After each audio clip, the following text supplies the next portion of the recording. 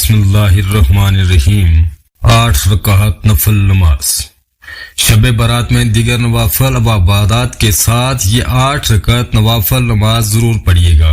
ان کی فضیلت بہت زیادہ ہے اور اللہ تبارک و تعالیٰ کو یہ نماز بہت پسند ہے۔ 8 رکعت نوافل نماز کی فضیلت کے بارے میں ایک حدیث مبارکہ آپ کے سامنے پیش کرتے ہیں، جس کا مفہوم کچھ یوں ہے کہ فرض نماز کے بعد تمام نوافل نمازوں میں سے سب سے افضل نماز یہی 8 رکعت نوافل کی نماز ہے۔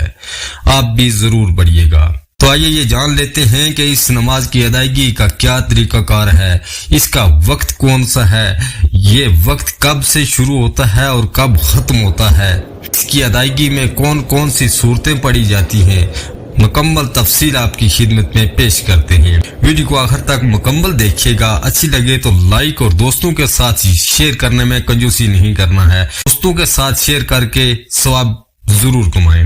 ناظرین، اس نماز کا وقت عشاء کی نماز کی 4 رکعت فرض نماز کے بعد سے شروع ہو جاتا ہے اور طلوع فجر تک رہتا ہے۔ طلوع فجر سے مراد فجر کی نماز شروع ہونے تک، عشاء کے فرائض سے فجر کے فرائض کے شروع ہونے تک درمیانی وقت میں کسی بھی وقت یہ نماز پڑھی جا سکتی ہے۔ لیکن اگر آپ یہ جاننا چاہتے ہیں کہ اس کا افضل وقت کون سا ہے تو ناظرین، افضل وقت رات کا آخری پہر ہوتا ہے، جسے سحری کا وقت کہا جاتا ہے۔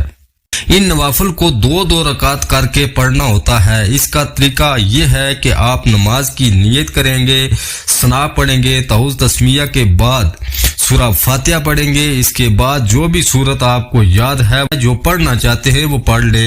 اس کے لیے کوئی بھی سورت مخصوص نہیں ہے۔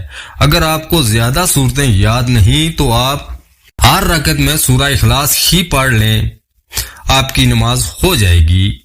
نیت دل کے پختہ ارادے کا نام ہے اور اس نماز کے لیے بھی کوئی خاص نیت یا الفاظ نہیں ہے۔